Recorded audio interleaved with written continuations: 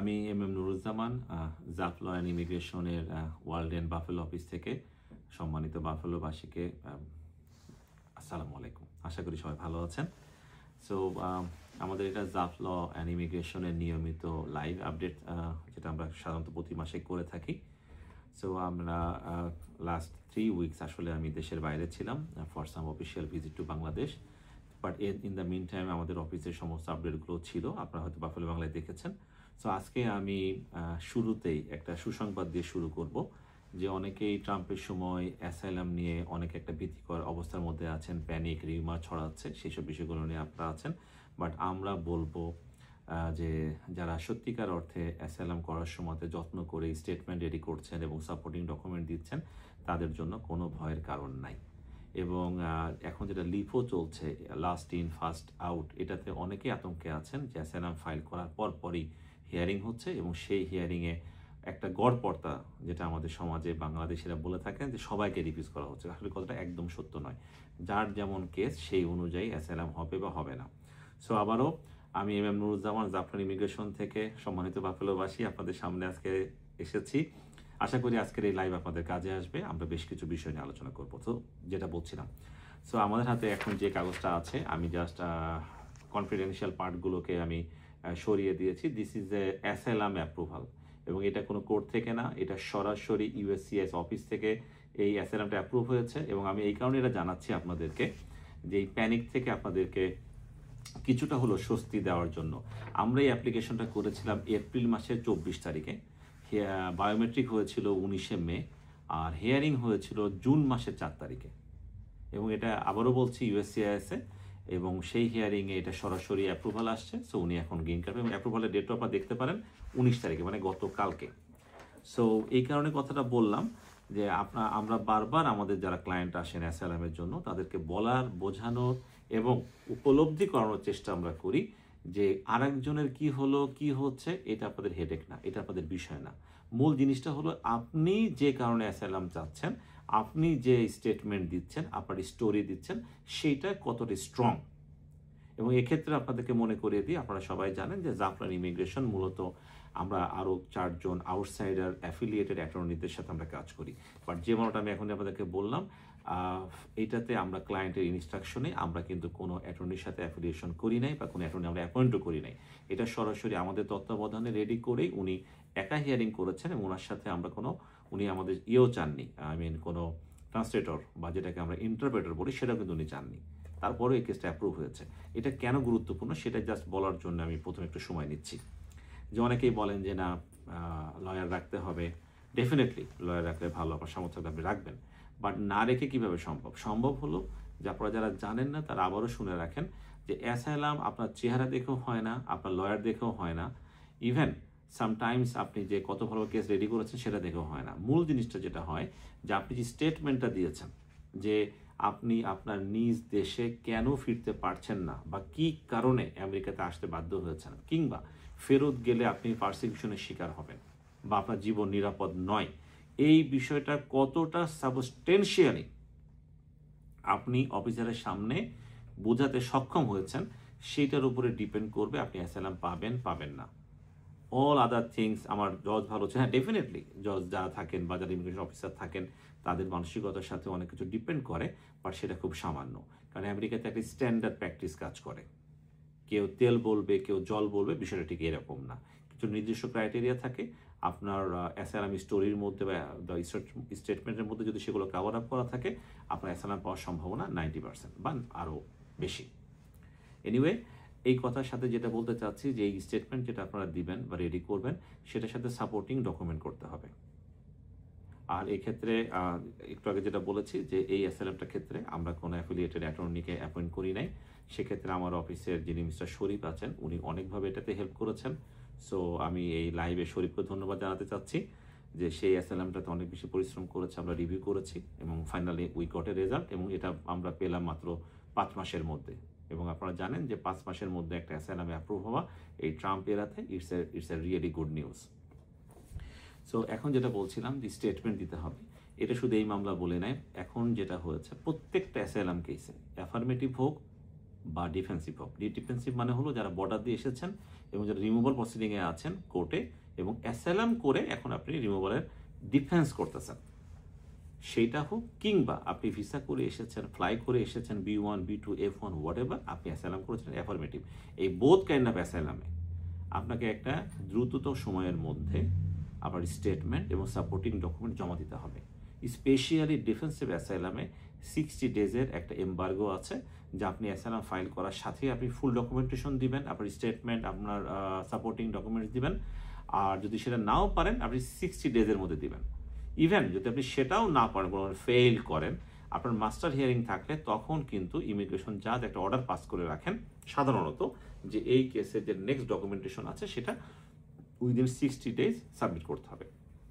কোনো কারণে যদি আপনি এটা সাবমিট না করেন, তাহলে কেসটা যদি না ধরে বা হিয়ারিং ডেট না আসে, হয়তো আপনি সেফ থাকলেও থাকতে পারেন, যদিও আমরা হাইলি রেকমেন্ড করবো এটা সাবমিট করে দেওয়ার জন্য। বাট আনফর্চুনেটলি যদি কোনোভাবে আইস অ্যারেস্ট করে বা ইমিগ্রেশন কোনো অথরিটি আপনাকে অ্যারেস্ট করে, সেক্ষেত্রে এন্ড অফ দ্য ডে আপনি কিন্তু কোনো প্রতিকার পাবেন না বা পাওয়ার সম্ভাবনা প্রায় শূন্যের কোঠায়। ওয়াই? বিকজ আপনি যেহেতু 60 ডেজের মধ্যে আপনার ডকুমেন্টেশন সাবমিট করেননি, সেক্ষেত্রে ধরে নেওয়া হবে এই কেসটা আপনি অ্যাবান্ডন করেছেন।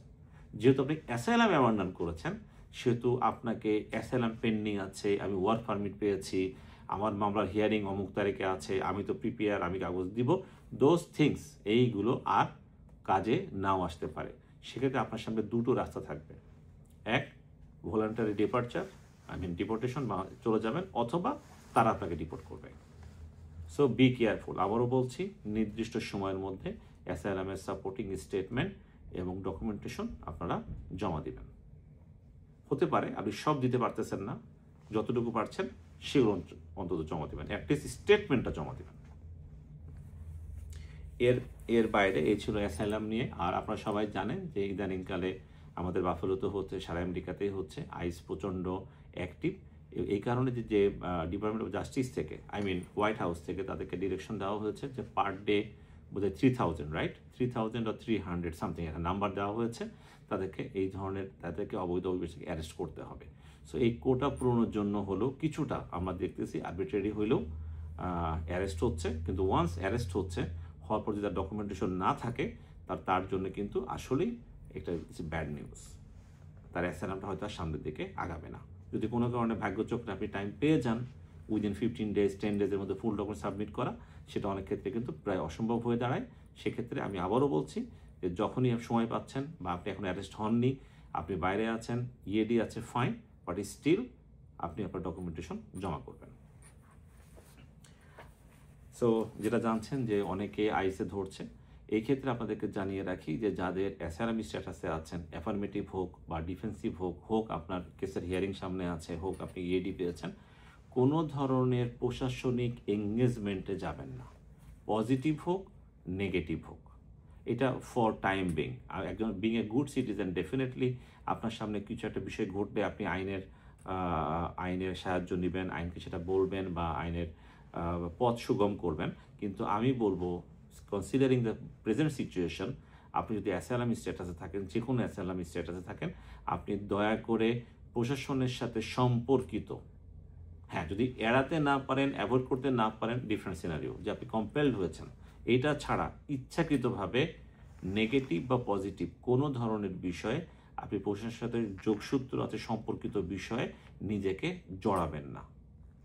টুডেজ একটা ঘটনা বলি, এই সুসংবাদের সাথে, সামওয়ান অ্যাকচুয়ালি উনি অ্যাসাইলামে ছিলেন, উনি কোনো একটা অ্যারেস্টের বিষয়ে পুলিশের সাথে কথা বলতে গিয়েছেন, then he was checked by the law enforcement agency, এবং তারপর যেটা হয়েছে, he has been arrested for no reason.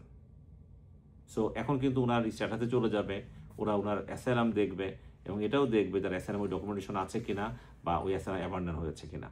So দয়া করে আবারও বলছি, নিতান্ত বাধ্যতামূলক ছাড়া যারা অ্যাসাইলামে আছেন, তারা দয়া করে কোনো ধরনের প্রশাসনিকের ঝামেলার মধ্যে নিজেকে জড়াবেন না।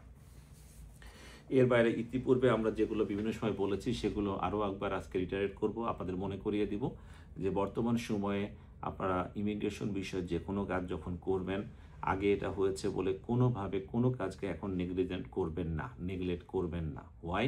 এখন ছোট ছোট ভুলে অনেক কিছু হচ্ছে। আমরা রিসেন্টলি বেশ কয়েকটা মামলা আমাদের কাছে এসেছে বা ক্লায়েন্ট আমাদের কাছে এসেছে যেখানে আমরা দেখেছি আগে এই ধরনের কেসে কোনো ধরনের সমস্যা ছাড়া অ্যাপ্রুভাল হয়েছে, এখন সেই কেসগুলো অ্যাপ্রুভাল হচ্ছে না। Specially marriage based adjustment, marriage based immigration, এগুলোর ব্যাপারে আপনারা খুব খুব সাবধান থাকবেন। এজ ডিফারেন্স খুব দ্রুত, পরিচয় খুব দ্রুততম সময়ের মধ্যে ম্যারেজের আগে পরে আপনাদের লিভ টুগেদারের কোনো ভালো প্রমাণ না থাকা, একসাথে থাকার বিষয়ে ইন্স্যুরেন্স বা bank statement, lease document, utility bills, other things না থাকা, এগুলো অনেক সময় রিয়েল ম্যারেজের ক্ষেত্রে যদি না থাকে, real I mean in a sense যে আপনি আসলেই অনেকদিন ধরে সম্পর্ক করে বিয়ে করেছেন, অ্যারেঞ্জ ম্যারেজ করেছেন, এরপর যদি এগুলো না থাকে সেক্ষেত্রে আপনার এই ম্যারেজ বেসড অ্যাডজাস্টমেন্ট নাও হতে পারে। So be careful. আর এটা ছাড়া নর্মালি আপনারা সবাই জানেন যে জাফলন ইমিগ্রেশন এই অফিসটা বাফেলোতে, বিশেষ করে ওয়েস্টার্ন নিউ ইয়র্ক তথা সারা আমেরিকাতেই আমরা কিন্তু অনলাইন এবং আমাদের অফিসের মাধ্যমে আমরা ইমিগ্রেশনের সব বিষয়ে আপনাদেরকে সহযোগিতা করে থাকি। I mean any kind of forms, investment visa, citizenship, asylum তো বটেই, এছাড়া ওয়েভার কিংবা adjustment of status, change of status, student visa, আমরা সবগুলো নিয়েই আমরা কাজ করি। সেক্ষেত্রে আমাদের অফিসে 679 ওয়ার্ল্ডেন এভিনিউতে আমরা বসি। যে সময়টা আমি বাংলাদেশ অফিস করি, আই মিন আপনারা জানেন অনেকে যে we have office in Bangladesh, Meherba Plaza 33 Topkhana রোডে, সেটাও কিন্তু আমাকে চালাতে হয়, সেই কারণে সেখানে যেও বসতে হয়। সেই সময়টা কিন্তু যথারীতি, আপনারা অনেকেই এবার ভুল করেছেন, অনেকেই মনে করেছেন যে আমি নাই, হয়তো অফিস বন্ধ হচ্ছে, তা কিন্তু একদমই না।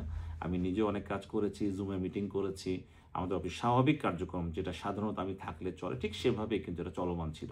সো এই জন্য বাফেলোবাসীকে খুব দায়িত্ব নিয়ে বলতে চাচ্ছি, আমি এই অফিসে ইন পার্সন থাকি বা না থাকি, আমাদের বাফেলো অফিসের প্রত্যেকটা কাজ অ্যাজ ইফ আমি থাকলে যেভাবে চলে ঠিক সেভাবে কিন্তু চলবে। সো ভবিষ্যতে যদি কোনো কারণে আপনারা আমি যদি নাও থাকি, আপনারা আপনাদের কাজগুলো নিয়ে আসবেন, আমরা আমাদের যথাসাধ্য চেষ্টা করবো ঠিক যেভাবে আজকে করছি সেভাবে তখন কাজগুলো করে দেওয়ার জন্য।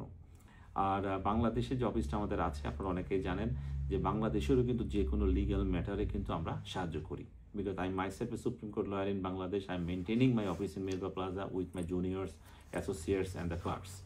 এবং আমাদের যেটা সেরেস্তা, যেটা বাংলাদেশে বলে, হয়তো অনেকে এই শব্দের সাথে পরিচিত নন, যে আইনজীবী সেরেস্তা, এটা কিন্তু চলমান আছে সিন্স 2002-2001। তো সেক্ষেত্রে এই দেশে যারা আছেন, বিশেষ করে যখন সরকার পরিবর্তন হয় কোনো একটা দেশে, সেই দেশে অনেকের সম্পদ নিয়ে, কোম্পানি ম্যাটার বা অনেক ক্রিমিনাল ম্যাটার নিয়েও কিন্তু অনেক ধরনের সমস্যা হয়। সো আপনার নির্দ্বিধায় জাফলন ইমিগ্রেশন, যেটা আমাদের বাংলাদেশ অফিসের নাম হলো লয়ার্স বাংলাদেশ, আপনারা কিন্তু এই সাথে যোগাযোগ করতে পারেন, আমার সাথে যোগাযোগ করতে পারেন। সেক্ষেত্রে আমরা we will be happy to help you with any sort of legal disputes, legal cases, criminal, civil, company matter, REIT, insurance, whatever in Bangladesh. As if যে ওইটা আমরা বাংলাদেশে যেভাবে করি আমরা সেভাবে কিন্তু আপনাদেরকে হেল্প করতে পারবো। এছাড়া any kind of transfer, power of attorney thing, এগুলো কিন্তু জাফলো আপনাদেরকে সুবিধা দিতে পারবেন। সো আজকে মোটামুটি এই ছিল বিষয়। ও একটা কথা বলতে ভুলে গিয়েছি যে যারা অ্যারেস্টেড হবেন তাদের ক্ষেত্রে কিন্তু আগের মতো বন্ড বা রিলিজ যেটা আমরা আবেদন করছি, কিন্তু এটা পাওয়ার সম্ভাবনা কিন্তু এখন অনেকাংশে লোপ পেয়েছে, যদি না এখন আপনার অ্যাসাইলাম যেটা বলেছি ডকুমেন্টেশন করা থাকে। আর যারা বিভিন্ন ধরনের ইমিগ্রেশন স্ট্যাটাসের মধ্যে পেন্ডিং অবস্থায় আছেন বা মনে করছেন কি হবে না, নেগেটিভিটি আসতে পারে, তাদেরকে অনুরোধ করব যে দ্রুততম সময়ের মধ্যে সঠিক তথ্য নিয়ে সঠিক আইনগত প্রক্রিয়া অনুসরণ করে আপনাদের যে পদ্ধতিগুলো আছে, প্রসেসগুলো আছে, সেগুলো শুরু করবেন বা শেষ করবেন। আদারওয়াইজ শুধু এই পেন্ডিং থাকার কারণে কিন্তু আপনি কোনো একটা লিগ্যাল বেনিফিট পেতে পারতেন, সেটা পাওয়া থেকে আপনারা বঞ্চিত হতে পারেন। এছাড়া বাজারে যে বিভিন্ন রকম রিউমার আছে যে ভিসা দিচ্ছে না, I-130 রিজেক্ট হচ্ছে, N-400 দিচ্ছে না, I-90, এগুলো টোটালি রিউমার, এগুলো নিয়ে কোনো ধরনের কোনো প্রশ্ন নেই। এইটা ছাড়া আরেকটা যেটা অনেকে বলছেন যে সামান্য ডায়াবেটিস থাকলে তারা আমেরিকার ভিসা পেতে হবেন না, যোগ্য হবে না, এই কথাটা একদমই ভুল। এই ধরনের পরিকল্পনার কথা জানানো হয়েছে, বাট সেটার একটা মাত্রা আছে। সাধারণত যারা সক্ষম শারীরিকভাবে, ডায়াবেটিস থাক বা না থাক, তাদের ক্ষেত্রে কোনো ধরনের এমবার্গো টিল টুডে এ ধরনের কোনো এমবার্গো নাই।